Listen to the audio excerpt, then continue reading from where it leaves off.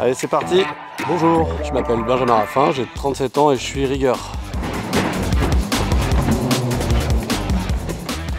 Donc moi, ça fait un peu moins de 15 ans que je pratique le rigging.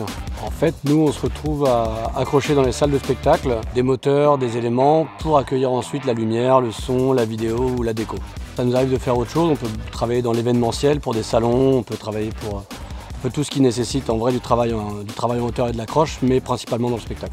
Suivant les spectacles qu'on accueille, ça peut très bien être des équipes où on est 2 rigueurs, 3 rigueurs.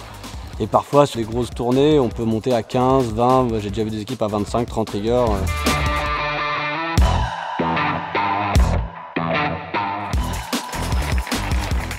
Nous, on travaille en l'air. Alors le rigging, c'est pas que là-haut, mais c'est quand même une grosse partie du travail. On le dit souvent sans faire une mauvaise blague, mais le métier de rigueur demande beaucoup de rigueur. Du coup, Camille, on va se mettre en place pour bouger le premier palonnier là. Dès qu'on fait des mouvements, qu'on bouge des ponts, toujours regarder ce qui se passe autour de nous, que ce soit au sol ou en l'air, pour éviter évidemment les accidents et éviter tout désagrément.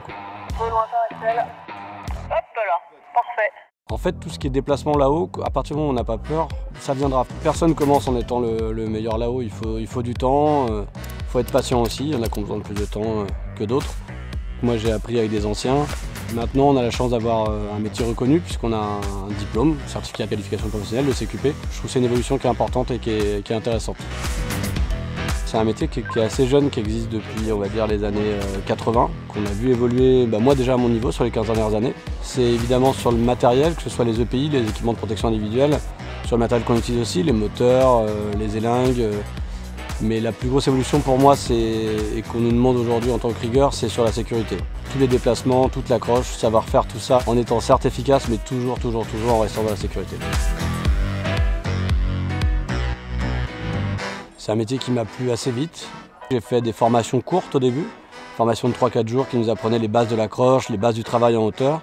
Après, au fur et à mesure, je suis devenu responsable de chantier, responsable d'équipe, et maintenant je fais aussi de la formation dans le CQP Rig. Le fait qu'on travaille dans beaucoup de salles différentes, parfois dans certaines salles on se retrouve à devoir se balader vraiment en charpente, dans des charpentes un peu compliquées qui demandent une vraie technicité on va dire. Et parfois quand un moteur tombe en panne, on est obligé d'aller intervenir dessus. Ouais Ben. Je crois que j'ai un souci sur un des moteurs là, il bouge plus. Est-ce que tu peux regarder s'il est bien branché là-haut? Donc par exemple faire une descente sur corde, sécuriser le moteur, le changer et intervenir là-dessus.